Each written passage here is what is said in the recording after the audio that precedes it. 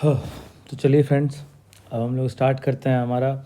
जैसे कि मैंने आपको कहा था कि मैं अपने शॉर्ट सब्जेक्ट से पहले ला रहा हूँ टॉपिक। तो शॉर्ट सब्जेक्ट में मैं ला रहा हूँ pre operative evaluation. Short subject में मैंने कहा था कि मैं स्टार्ट करने वाला हूँ एनेस्थीसिया को।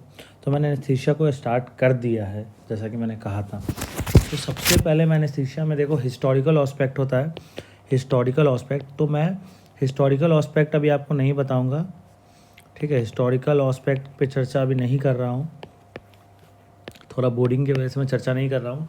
बट मैं कुछ वीडियोस में थोड़ा थोड़ा कंप्लीट कर दूंगा हिस्टोरिकल ऑस्पेक्ट, क्योंकि कभी कभी डायरेक्ट क्वेश्चंस आ जाते हैं हिस्टोरिकल ऑस्पेक्ट से, जो कि हमें अगर नहीं पता हो तो वो फ्री के क्वेश्चंस होते हैं, फ्री के क्वेश्चन होते हैं। तो मैं वो चर्चा करूँगा।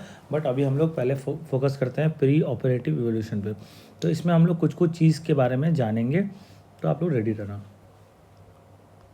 तो बेसिकली जो प्री ऑपरेटिव एवोल्यूशन में जो हमारा मेजर टॉपिक है, दैट इज़ आवर ASAPS, ठीक है। ASAPS का मतलब क्या होता है? American society of anaesthesiologist physical status classification of patient. मतलब मैंने क्या बोला?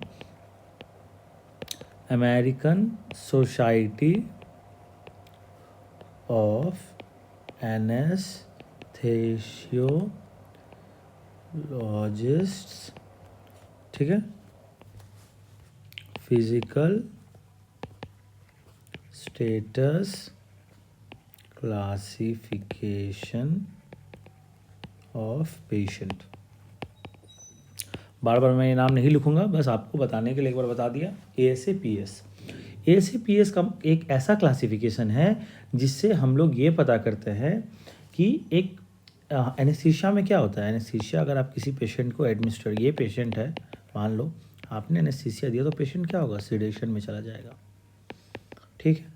तो बेसिकली इसको डिफाइन करता है what is the relative risk. ये बताता क्या है? ASAPS क्या बताता है? Relative risk, relative risk before sedation, ठीक है, बिफोर। और इसको एक टर्म बोल सकते हैं कॉन्शियस सिडेशन। एनेस्थीसिया हम लोग क्या, कॉन्शियस, उसको पता होता है कि अब सिडेशन में जाने वाला है, ठीक है। एंड इससे क्या होता है कि सर्जिकली अगर सर्जिक आप करना चाहते हैं तो बेसिकली ये रिस्क को बताता है आपका। तो इसके कुछ क्लास है टोटल, इसमें आपको 6 क्लास होता है टोटल अगर बात करें, क्योंकि MCQ वैसे ही आती कि अगर क्लासेस के बारे में आपसे पूछेंगे, डायरेक्ट नहीं पूछेंगे कितने क्लास है, बट टोटल 6 क्लास होते हैं, 6 क्लास होते हैं टोटल, ठीक है। अब देखो फर्स्ट जो क्लास होता है ना, फर्स्ट वाला, वो बेसिकली क्या होता है? एक नॉर्मल हेल्दी पेशेंट अगर है, आपको मान लो कोई नॉर्मल हेल्दी पेशेंट आया है, normal healthy patient, normal healthy patient है, ठीक है। अब एग्जांपल किसको बोल सकते हो, किसको बोलोगे नॉर्मल हेल्दी? मान लो कोई हेल्दी है जो कि नॉन स्मोकिंग, कोई स्मोक नहीं कर रहा है, तो नॉन स्मोकिंग वाला हो गया हेल्दी, ठीक है। या फिर नो या मिनिमल, कोई मिनिमल अल्कोहल लेता है, तो इसको आप लोग क्लास 1 में डालेंगे। टोटल 6 क्लास है। फर्स्ट वाला क्लास हमने पढ़ लिया, नॉर्मल हेल्दी पेशेंट, हेल्दी होना चाहिए, नॉन स्मोकिंग, स्मोकिंग नहीं होना चाहिए, और कोई भी अल्कोहल, मिनिमम अल्कोहल, मतलब मिनिमल कर सकता है या फिर वो नहीं करेगा alcohol. This is your ASAPS class 1, ठीक है। Now come to the class 2। Class 2 की अगर हम लोग बात करें, क्लास 2 में पेशेंट अगर आपका patient with mild systemic disease, mild systemic disease, patient आपका माइल्ड सिस्टमिक डिजीज़ के साथ है। फॉर एग्ज़ाम्पल अगर हम लोग लेते हैं, एग्ज़ाम्पल देखा जाए तो करंट स्मोकर, अगर मान लो अभी वो करंट में सिगरेट पी रहा है, current smoker, well controlled diabetes mellitus and hypertension, उसको डायबिटीज़ मेलाइटस है और साथ ही साथ हाइपरटेंशन है। करंट स्मोकर है, well control diabetes mellitus and hypertension, this is your grade 2, that is your patient with mild systemic disease अगर है। अगर ग्रेड 2 में किसको रखेंगे? तो patient with mild systemic disease, current smoker, well control diabetes mellitus and hypertension, ठीक है। Currently वो स्मोक कर रहा है, बट और उसका जो हाइपरटेंशन डायबिटीज़ है वो कंट्रोल्ड में। This is your class 2। Now come to the class 3। Class 3 जो हम लोग करते हैं वो आपका patient with severe systemic disease. अब देखो, सीवियर सिस्टमिक डिजीज़ के लिए अगर पेशेंट है, that is poorly controlled diabetes mellitus, उसका कैसा होगा? उसका एग्जांपल अगर हम लोग देखें, सॉरी मैं बार बार कलर चेंज करना भूल जाता हूँ, I am really sorry for that. Now come to the, इसका एग्जांपल क्या होगा? Poorly control. इसका एग्जांपल की बात करें तो उसका जो तुम्हारा डायबिटीज़ मेलाइटस है, poorly controlled DM and diabetes mellitus, hypertension, और साथ ही साथ उसको हिस्ट्री मोर देन 3 मंथ्स की बात करें, MI, CVA, TIA, CAD या फिर स्टेंट। तो बेसिकली दिस इज़ योर तुम्हारा 3rd ग्रेड में जाएगा। तो अभी तक हमने टोटल 3 ग्रेड की बताएगी। तो तीसरा ग्रेड क्या है? Patient with severe systemic disease. अगर सीवियर सिस्टमिक डिजीज़ का पेशेंट है तो उनमें पुअरली कंट्रोल डायबिटीज़ मेलाइटस, साथ ही साथ हिस्ट्री होनी चाहिए 3 महीने की MI की या फिर CVA की, TIA की, CAD स्टेंट की हिस्ट्री होनी चाहिए। That is your severe class 3 ASAPS, मतलब that is the what American society of anaesthesiologist physical status. तो ये ग्रेड 3। क्वेश्चन आपसे ऐसे ही पूछते हैं कि कैसे आपने समझा। मान लो एक क्वेश्चन आपको यहाँ पे मैं डिस्कस करता हूँ, इतने में आप बता सकते हो क्वेश्चन। आप सब दिमाग लगाना, वीडियो पॉज करके ये क्वेश्चन सोचना। एक 50 साल का आदमी है, 50 ईयर्स ओल्ड पर्सन अगर आपके पास आता है, जिसका वेल कंट्रोल्ड है हाइपरटेंशन, ठीक है, और उसको सर्जरी कराना है, उसके लिए सर्जन ने शेड्यूल किया, सर्जरी शेड्यूल्ड है, तो उसका ASAPS क्लासिफिकेशन कौन सा होगा? मैं आपको 1, 2, 3 नन ऑफ दीज कर दूँ अगर ऑप्शन लास्ट। 50 साल का आदमी जिसका कंट्रोल्ड हाइपरटेंशन है, सर्जरी शेड्यूल हुआ है, तो फर्स्ट ग्रेड क्या था? देखिए फर्स्ट ग्रेड क्या था? नॉर्मल हेल्दी पेशेंट होगा, हेल्दी, नॉन स्मोकिंग, नो या फिर मिनिमल अल्कोहल लेगा, patient with mild systemic disease, current smoker, well controlled diabetes. Well controlled जैसे ही आ गया आपको पता चल जाएगा, दैट इज आवर सेकेंड। तो ये सेकेंड क्लास का हो गया। तो कुछ नहीं, क्वेश्चन ऐसे ही रहेगा, ASAPS क्लास 2, आप इसका आंसर कर दोगे। तो ये कॉन्सेप्ट आपको याद रखना होगा। तो ये 2 हो गया, थर्ड हमने बात कर ही लिए। अब now come to the fourth one की बात करें तो पेशेंट जो होगा इसमें विथ सीवियर सिस्टमिक डिजीज़ तो होगा ही उसमें, और ये एक कांस्टेंट थ्रेट होगा, कांस्टेंट थ्रेट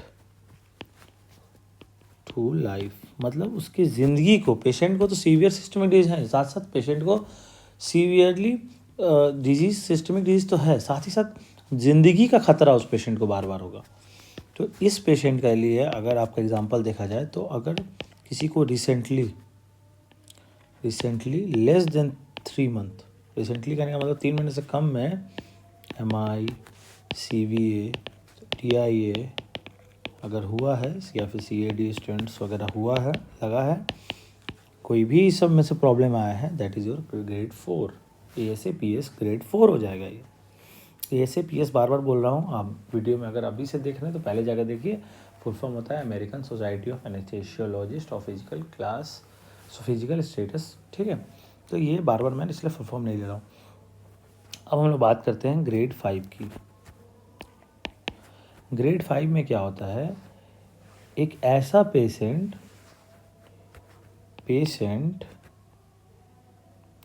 इसको अगर एक टर्म, अच्छा सा टर्म दूँ तो मैं ये टर्म दूंगा, मॉडिबंड patient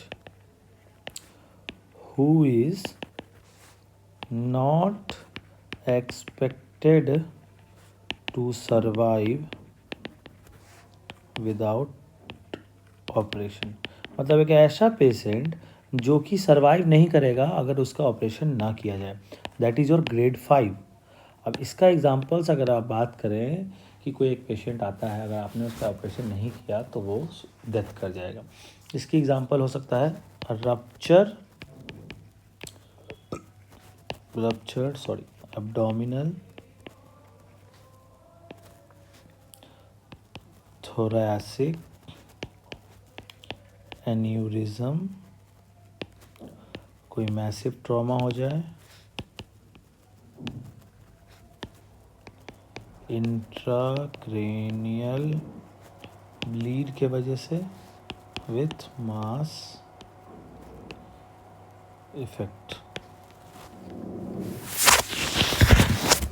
तो ये बेसिकली ये इसका एग्जांपल हो सकता है कि रप्चर एब्डोमिनल हो जाए, thoracic aneurysm, massive trauma, intracranial bleed with mass effect. तो ये ऐसा आपको क्वेश्चन फ्रेम किया रहेगा कि आपको पता करना है। अगर लास्ट ग्रेड जो हमारा है 6th grade, that is our declared brain dead. Declared brain dead, इसमें बेसिकली क्या होगा, ब्रेन डेड आपसे क्वेश्चन आएगा, कोई पेशेंट का ब्रेन अगर डेड हो गया तो वो ASAPS कौन से ग्रेड में जाएगा? Patient whose organs are being removed for donor purpose। Donor purpose के लिए, मतलब declare brain dead patient whose organs are being removed for donor purpose, that is your 6th grade classification. 6th grade classification, ठीक है।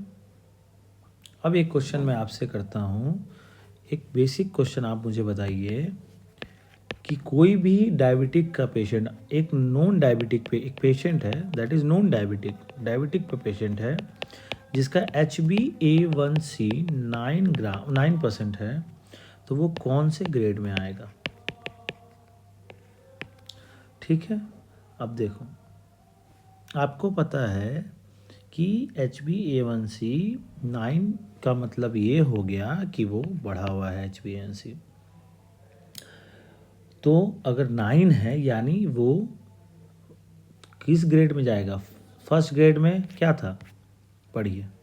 First grade में healthy, सब चीज़ healthy, non smoker, कोई system, patient with mild systemic disease, current smoker well controlled, but poorly with patient with severe systemic grade 3 में होगा।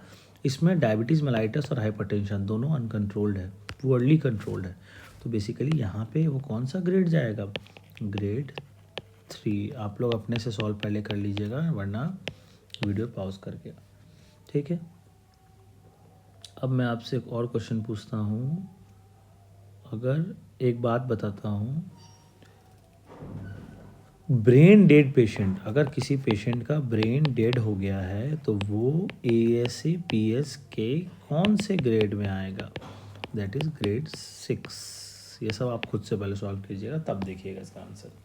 तो ऐसे ही हमारा ये टॉपिक कंप्लीट होता है। इसके बाद जो हमारा टॉपिक होने वाला है वो बेसिकली हम लोग टॉपिक पे बात करेंगे प्रिडिक्टर्स ऑफ डिफ़िकल्ट एयरवे। ठीक है, क्या क्या ऐसा प्रिडिक्टर्स हो सकता है कि इसके कारण से एयरवे डिफ़िकल्ट हो जाए।